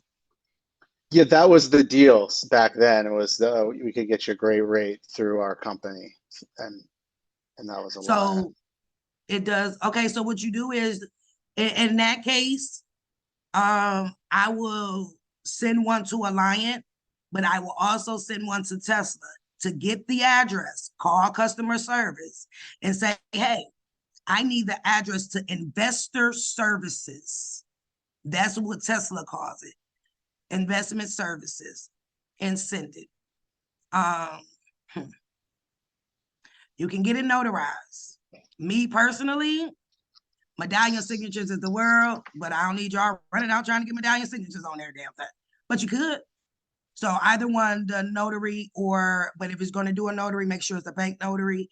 If they're willing to give you a medallion signature, you can do that as well on the back of it. Okay. So you'll step it as normal. On the back, you'll put pay to the order. You can go right in the middle. For y'all who's been on my YouTube page, the old discharge, that shit, I talked about how to do the pay to the order. It'll be done the same way. So just put pay to the order and send it to them. Tesla complies very easily. The few people that we've had with Tesla, they gave us no problem. Then we had one guy, Caleb, that went through Tesla. He just got it. And then the guy who got 3 cars in like 3 months. Oh yeah, he got 2 Teslas three Teslas. 3 now, because we actually just did another Tesla. Yeah, so it's now 3 Teslas. So Tesla is very easy to do, guys. And we got to put that review up, but he is one of them. There's a couple of them on my page, and we like, dude, then literally every month, he didn't went and got a new car. He get the car, he discharge it off, he go get another one, because you got to think about it. It's going to hit your credit report, right? It's going to hit it, but as soon as it pay it off, it's going to say paid as agreed. They like, well, damn, every time you get a car, it's paid within 30 days. They're going to keep giving them cars. And Tesla is one of the easiest ones. Now, does it matter that it's going to be paid off? My last payment's coming up at the beginning of next year. No, because now you can get your money back. It's time for you to get your money back now. It's time for you to get, so now they have to repay you your money, but everything that you gave them back. Plus the balance of the contract, because you, like you said, you almost paid it off. So they're going to have to give you back all the money that they defrauded you out of, plus the money that they should have gave you from the beginning. So you'll be getting a nice check. Sounds good. Thank you. Thank you both. Blessings. You're more than welcome. Prayers. All right, I'm going to take 2 more questions, and then I'm going to show you guys the proper way of pulling the security exchange forms.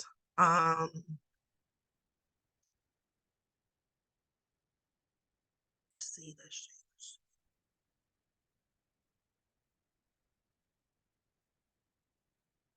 Kimberly. Yes. Hey, Auntie Tamika, how you doing? I'm amazing, and you? I'm doing awesome. Now, I know you were talking about our contract. Now, I got a situation. It's not really a situation, but I want you to listen to it. So, when I got the car, I actually went through bankruptcy. I had to file bankruptcy. And we had just initially got the car. So, the car, no payment was due. So I filed a 7, and Mhm. they stopped sending us paperwork. They stopped sending us paperwork. They wouldn't let me pay online or anything. So when we first started paying on the car, even though I was going through bankruptcy, I tried to pay online. They wouldn't allow me. They said I could pay over the phone, or because they wouldn't send me nothing in the mail. So long story short, I called them because I saw your discharge and shit. I called them, and like you said, you don't want to get the car repo, try to make arrangements with them. So I called them trying to make arrangements. They say they couldn't make arrangements with me due to my bankruptcy. Now, That's right. I'm the co-signer on the car. My husband, he's the regular signer. So when I looked at my credit report, it's not on my credit report or his. So when I talked to them, they're like, well, we can't send you nothing in the mail because if we send something in the mail, it's like we trying to collect on the debt. That's right. But if you don't want the car, we can repossess it. So I'm like, I'm listening to her because I had just finished watching class. And I said, can you repeat that again? I act like I could hear. I said, can you repeat that again, man? She said, yeah.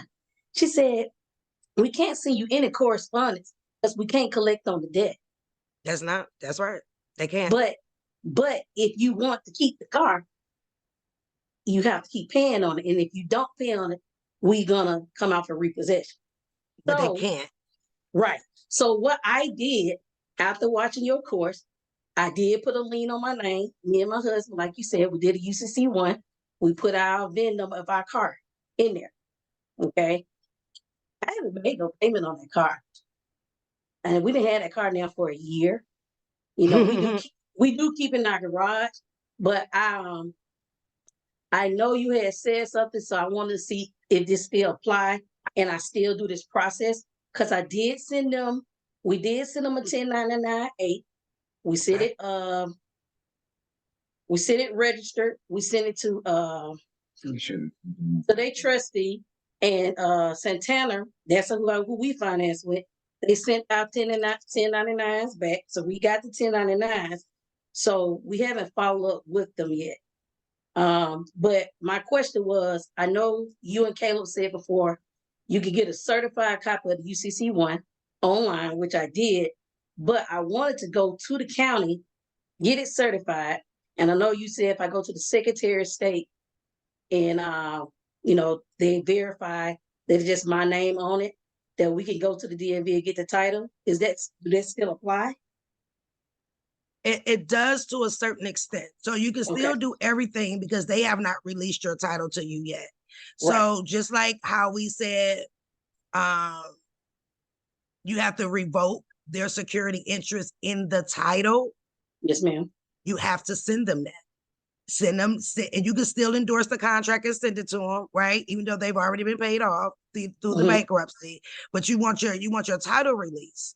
So within the title, within the document, you'll revoke all security interest within the title and tell them to send you a release of lien, and then that's how you can get your title back, because they can't charge you from the debt because you filed bankruptcy. So under Chapter 7, if it was discharged off through the bankruptcy, they cannot charge you again, right? And they cannot come and get it. So and it's so crazy you saying that. My bankruptcy lawyer supposedly said they had got my name removed off it, but when I talked to Santana, they said, no, your name is still on there. I was like, okay, cool. I just played dumb, like, they said your name is still on. It's not just your husband, but your name's still on there too. I said, okay. Yep, you do it the exact same way, but you have the vehicle.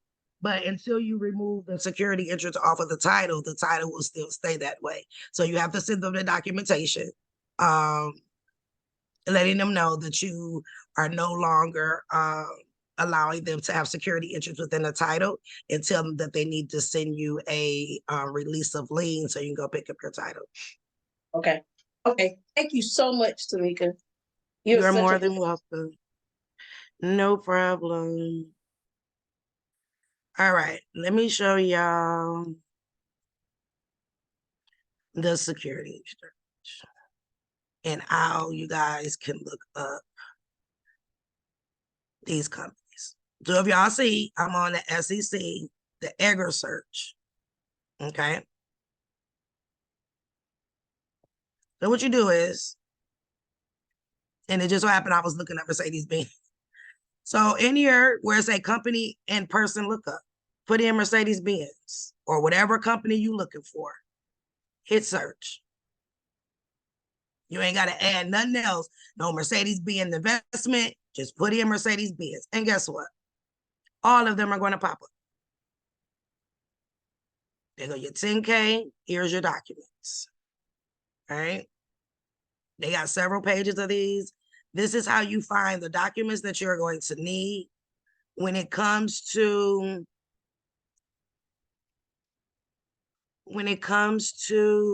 sending them their address.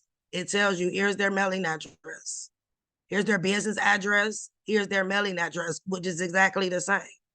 Okay, this is under the Receivable Trust of 2012. I just picked the very first one off of there. Here's your CIK number. That's another way for you to be able to find them. Their ticker number is through the CIK number. Normally on here as well, you can find their,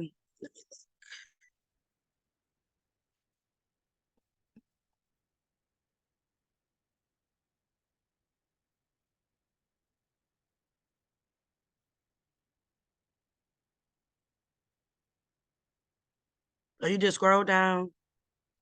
Here's their 10K, one right here. It gives you the dates on the side. What's this on this side? The file number. Here's your 8K, 10K, your 10D, the whole nine. Everything that you need is right there. It's telling you that it's an asset-backed security right here. Okay. The fiscal year always end on 12/31. But when you're looking for the address to send your stamped contract to them for it to be paid off, it'll go there.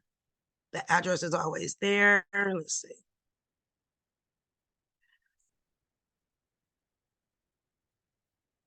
Right here is going to pull up all of their 10K filings right here. There you go. In the document, you can pull it up. There's the 10K. If you guys are doing 1099s or et cetera for a company, you're going to always find their IRS employer identification number right here. Okay. And if you notice, everything when it comes to Mercedes is Receivable Trust, Daimler Retail Receivables, and Mercedes-Benz Services USA, right? Which is always the sponsor. So with Mercedes-Benz, I wouldn't put pay to the order to here or here. It will always be the Mercedes-Benz Financial Services. It goes to them because they have to transfer it to Daimler Retail Receivables, which is the name of the depositor. It can actually go there as well because that's in their charter. So either one of those would have been sufficient for you to send it. Janita phone number is right there. Principal offices. And remember, I told you guys when you're suing them, if you have to take it that far, that the Chancery Court is in Delaware, all of these companies are located in Delaware. And they have to because they're dealing with securities, and that's only where the Chancery Court is, which is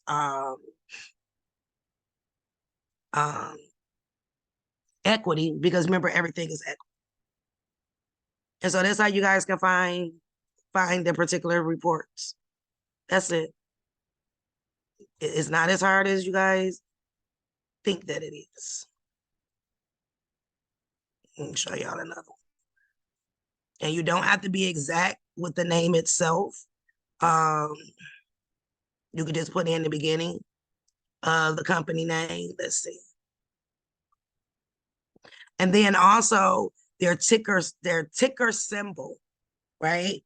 You can go under Fidelity and look up a ticker symbol. Those are the symbols that you see on the stock exchange where it'll say SIB stands for this company, right? You're able to put those in as well with the ticker symbol number, okay? That's just as simple as that. Let's see. And then if you just put in the first initial of it, it'll start giving you all the companies. Here's AT&T.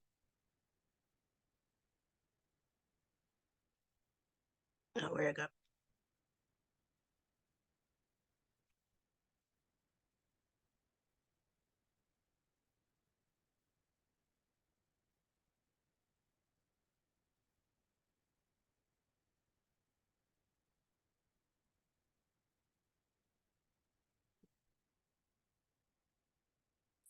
It'll give you all that company information there.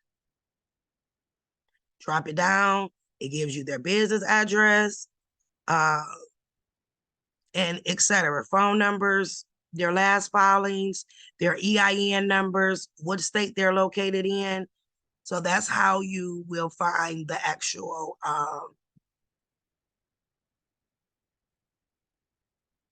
you will find the information that you need, okay? We don't have to worry about finding their trustee addresses any longer because of how it'll be done. But when we get to the part where we're showing you guys how to draw up your letters and things, you will add them into that, because if you're doing what's considered pre-arbitration or pre-lawsuit, remember everybody can be added to that lawsuit because they're all holders of it. So to make it go by smoother, all of them will be added into the document that you guys will be sending them. Okay.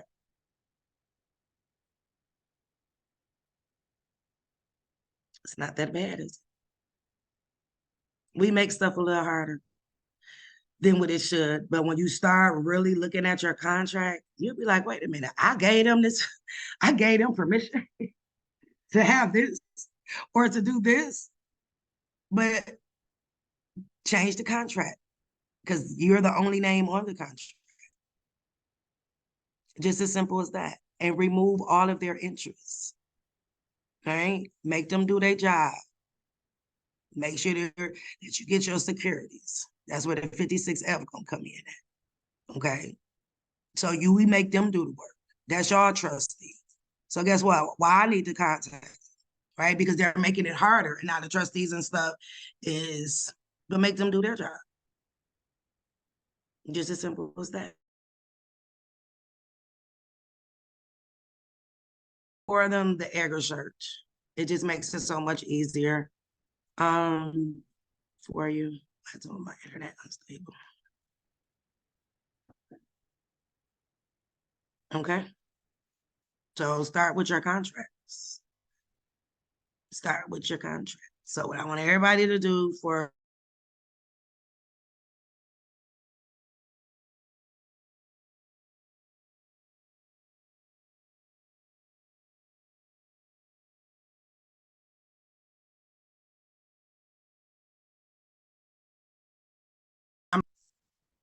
okay.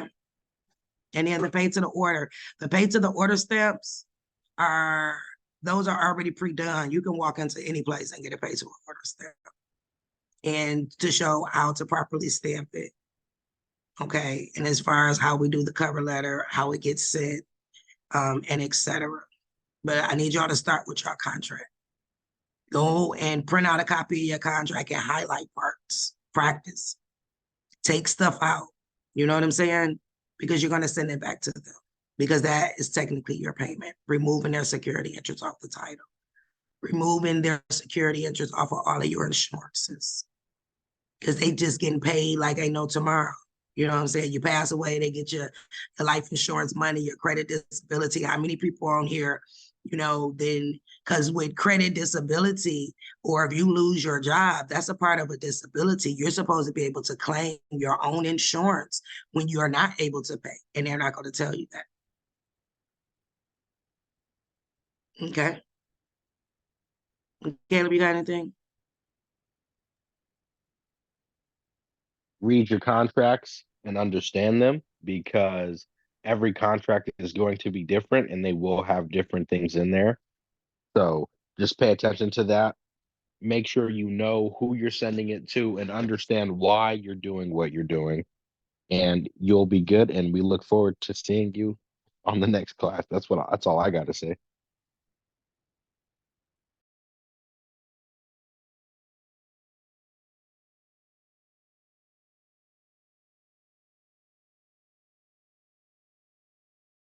Perfect. So what I would do to be ready for tomorrow, I will get whoever it is, their address, have their address ready. Because I want us to have a mass mail off. We need a mass mail off. So if we walking y'all through it, we gonna mass mail off, period. You know what I'm saying? Hit them real quick because it's almost the end of the year too. So this is going to be the end of their physical year. And as y'all see on their forms, it say 12/31. So their physical year in 12/31, they're in a new quarter. Okay. So have y'all contracts printed out, bond paper, whatever the case may be. Have their address that you'll be sending it to. Have that ready. Have your mailings, your whatever the case may be. Tomorrow we'll go through their physical trust agreement where I will show you in their stuff where it says that the title was already given to the trustee and now they're making you pay that. Those are things that you're going to want to utilize when it's time, right? Because now we're doing this in 2 steps.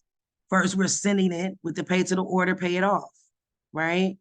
But then we're going to double back on them after you got your title or whatever. We're in the process where if they give you pushback, then that's when we're going to do the lawsuit paperwork, which I'm going to show you guys how to do it. It needs to be put in there. You know, have you guys this letter already ready to revoking their security interests. Starting with the contract, highlight, scratch that crap out, put your initials on there, but it's going to also go on the document itself so that those can be sent off. But then we're going to double back and want the funds. At the end of this particular 3 days, you guys will have the audit person where you guys can send it to them. They can audit it for you because that's what's going to get you your money back quick and some more money, right? Because they're going to pay you what they owe you plus some more. But on top of that, hey, I need that QSUP. Share my QSUP with me. You know what I'm saying? Hey, put my QSUP in my TDA and I'll leave y'all alone because you're going to constantly keep making money off of that. And you can absolutely do that. So we're going to do it that way. We're going to make them do the work. It's just a lot easier. Yes, it's 2 steps, but it's worth it in the end. Okay. So first step, your contract. The contract. Highlight it. Start your letter. Removing their security interests and stuff. We'll go over the full cover letter and how it needs to be done. You guys will get an example of that when this is over with. An example of how the pay to the order and everything is supposed to be as well. If you got the opportunity, go get you a pay to the order stamp tomorrow. Because that's all it's going to say for right now, pay to the order. And we're still going to stamp it with the regular on the front, but we're going to turn it over to book entry securities, which I will show y'all. That's in 328.5 as well. It still says to the United States Treasury and all of that, but instead, hold on, I'm going to pull it up for you guys.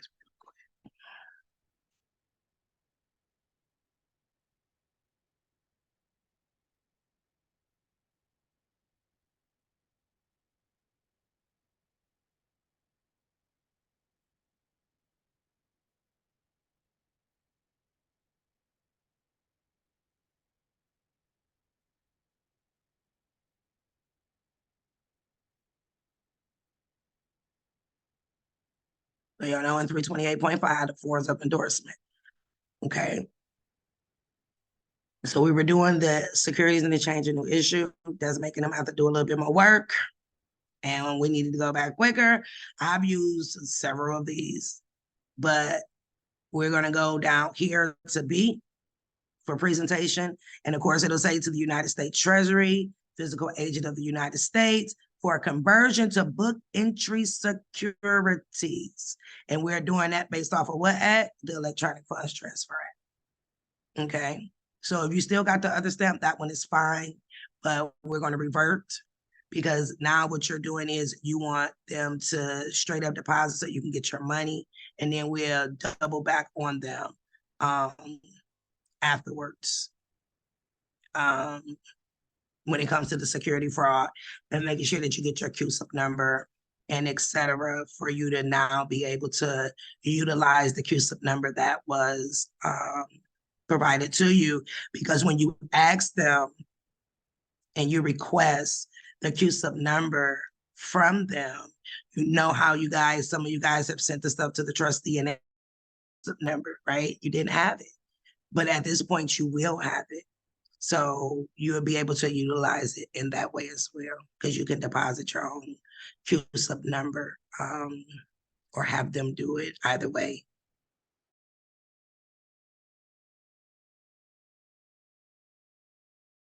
I want to turn my CUSIP.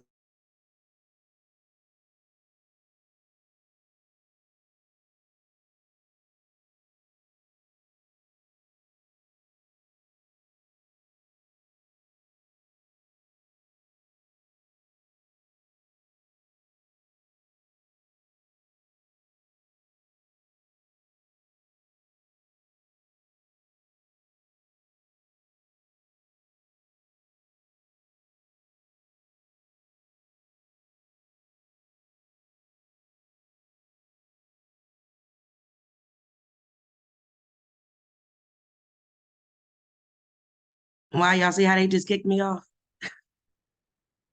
It literally I was just kicked. about to say, did it go silent for a minute, or was I No, tripping? it completely kicked me off. Completely. Wow. I am moving from us doing Zooms. I know I haven't posted on Instagram in a second, and I haven't because they owe me. Y'all, they owe me. Like, they erasing comments that I'm doing.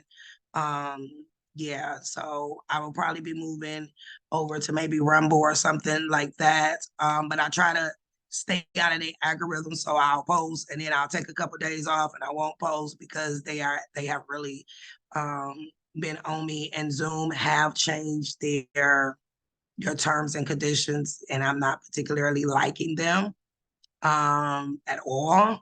So I'm figuring out yeah, that's my baby. I'm figuring out another outlet for us to do that as well, because I don't like their new terms at all. But it was crazy. I got to talking about the CUSIP number and they kicked me off. So yeah, I have to be very careful these days. Yeah. Y'all wouldn't believe the people that are trying to become attached to me and Caleb right now, and they're a little scared about what we're doing, but I ain't no sellout, so I can't be bought. Y'all, they could do it. Like, I'm not gonna allow them to do it. I promise y'all, I'm not. But they try. So contracts ready. Tomorrow we will physically do the stamps of the contracts within itself. Do the pay to the order as well.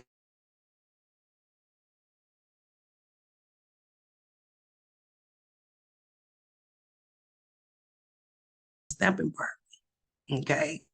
And then Friday, we will show you guys your recourse, just in case they try not to comply, right? You'll know what to be able to do.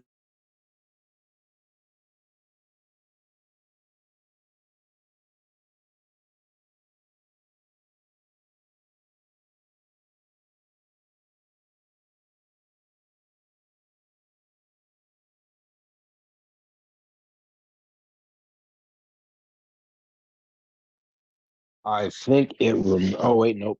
She might have just joined back. I think it kicked her off again. All right, that's my sign to get off. They kicked me off again, y'all. Mm-hmm. They kicked me off again, unfortunately. So yeah, I'll send out in the morning the registration link to get into the next class. The ID number is the same. The password is just going to be different.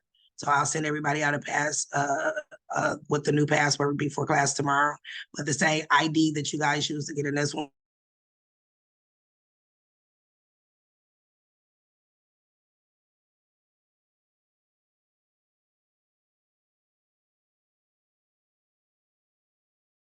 Looks like your mic disconnected. There's no audio coming through. Even when I look at your name, it's not even flashing like it should when you're speaking. And now it's gone completely.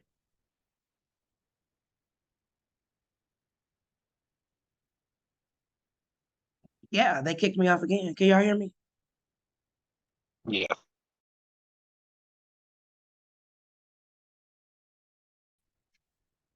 Hello? I can hear you. Okay. All right, y'all. Zoom is kicking me off. Like, I don't know, it just keep closing and I have to restart it back up. So I'll send y'all the password. The thing will be the same. Password will be different. Y'all log in the same. We'll be here at 7. Have your contracts and stuff ready. We're going to do stamp, and we'll pull out the important stuff that you guys need out of the contract. Make sure that you guys have the proper cover letters and things like that. And yeah, we'll go from there. So you guys have a very good night. That's my sign to get off. That's the 3rd time. And I will talk to y'all tomorrow. You'll have a very wonderful evening. Y'all have